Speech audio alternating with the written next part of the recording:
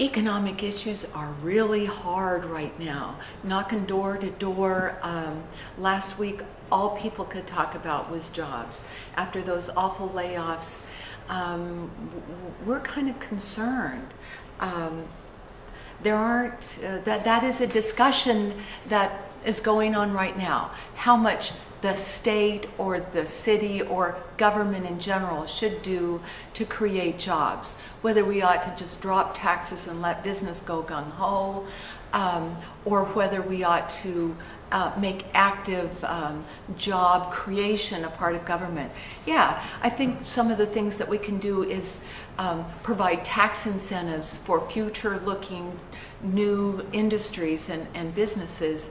But if we do provide those tax incentives, we ought to make sure we get them back if businesses leave our state or those jobs go off to another state or another country. What we can do to create jobs is like the Great Depression. I had a grandfather who survived the Great Depression. The government did temporary things that still exist in some very wonderful national parks. There are still buildings that were built in the 30s during the Great Depression. Some people have suggested that folks on unemployment do those civic works. That creating lasting value is important when we're talking about government jobs.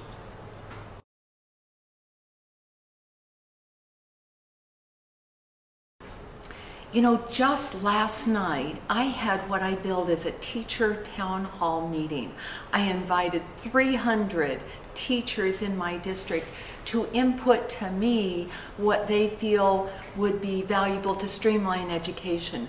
What's frivolous costs and what could be cut and what needs to be retained. And I'm afraid right now in 2010, the cuts have already happened.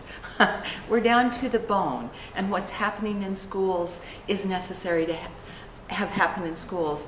Although there's some general feeling like maybe we could cut back on in-service days. In schools in general, they agreed that patience is important, that a well-educated citizenry will attract jobs, will pave our way into the future, that it's important to serve children and their schools well now, so that children will be our good future as we go along. We agree with this spring's compromise.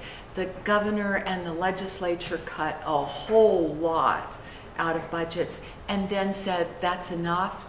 They instituted a 1-cent sales tax for the next 3 years, and they all agreed that that gives us good breathing room, A, for the economy to recover, and B, for sustainable funding for schools to continue.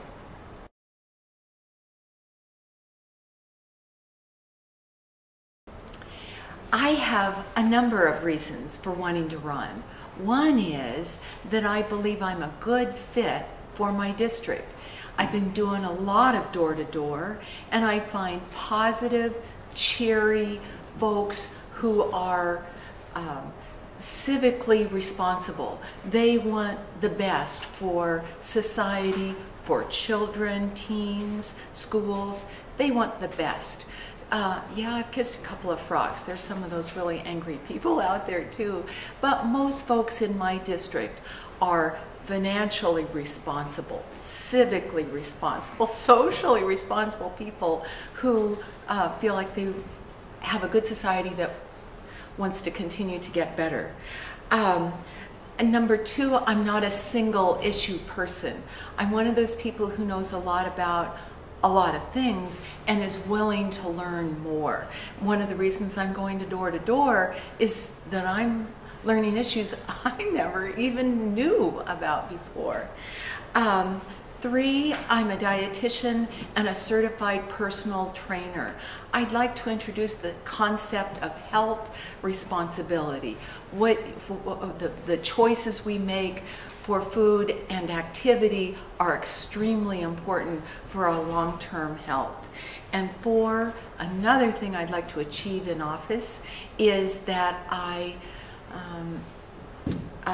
would like to make progress rather than that political infighting, that nastiness, that just say no stuff. I think it's the American way to negotiate, compromise, and make progress. Thank you.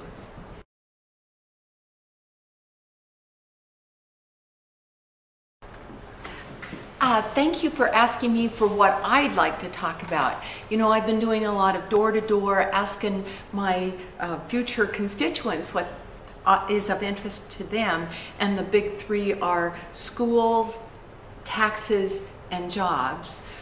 But in terms of my own agenda, one of the things that I'm really concerned about is the presence of very huge money in elections. That's been growing for years, but all of a sudden it's very major, so that big money is kind of buying elections. That's a worry. But when I am elected, I'd like to look into the future. I'd like to look into the future transportation, alternate transportation. The car is king and will be for some time, but other folks ought to have other ways to get around. Trains, motorcycles, scooters, walkers. We ought to be enabling other kinds of transportation. New energy sources. In Kansas, the wind and the sun are natural energy sources, and we should harness them. That's not going to do away with gas right away, but yes, we should be looking into the future, into that new energy of alternate energy sources. Health responsibility. The food and physical activity choices that we make every day are extremely important to our long-term health. We do need to compassionately take care of folks who are already sick, but we need to enable appropriate health behaviors. And food, did I mention that I'm a registered licensed dietitian? Food is important not only to health, but to our economy. Kansas is an agricultural state. Thank you so much.